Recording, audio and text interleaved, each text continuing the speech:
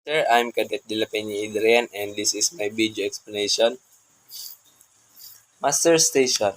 Master Station is a designated safe area on a ship where crew member and passenger assemble in case of an emergency, such as fire, flooding, and abandon the ship. The master station serves as a central location for accounting for all personnel on board, ensuring everyone safety and facilitating further instruction from the ships. And master stations are typically equipped with emergency equipment such as life jacket, flares, and communication devices. Procedures in different types of emergency such as fire alarm. A fire alarm is a warning signal that alerts crew members and passengers of a potential fire on board, prompting immediate action to contain and extinguish the fire. Next is general alarm.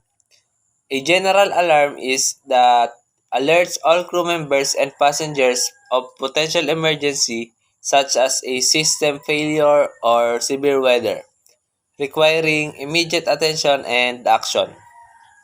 Abandon ship alarm. An abandoned ship alarm is a signal that indicates the life-threatening emergency such as a sinking ship, requiring all crew members and passengers to immediately proceed to their designated lifeboat stations. Man overboard signal. A man overboard signal is an alarm that alerts crew members of a person falling on board, triggering a rescue response to locate and retrieve the individual as quickly and safely as possible. CO2 alarm. A CO2 alarm is a warning signal that detects the high level of carbon dioxide in a confined space, such as the engine room or cargo holds, indicating a potential safety hazard. Engineer's call.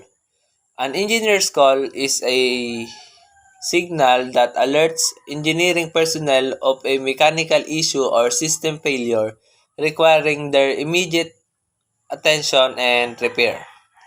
Cargo hold flooding. A cargo hold flooding refers to emergency situation where water is entering the cargo hold, posing a risk to the ship's stability, cargo, and overall safety.